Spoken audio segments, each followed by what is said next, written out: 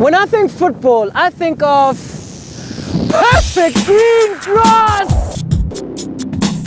Never before has there been such time and attention given to the subject of grass as right now.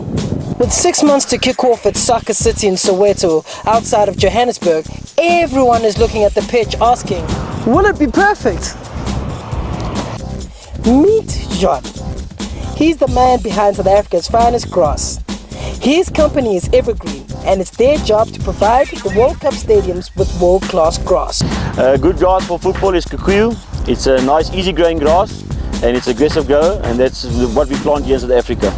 FIFA's rules regarding grass quality, there's actually a big file on that, but they just want a good, clean playing surface, nice firm surface for the players to run on. Evergreen meets these standards, otherwise we wouldn't be the company providing the grass to our FIFA client and to the stadiums. Yes, the grass is grown on a farm, like we see here. From here on, it's taken, transported, cut into pieces, and transported to the stadium where it's planted by professional teams.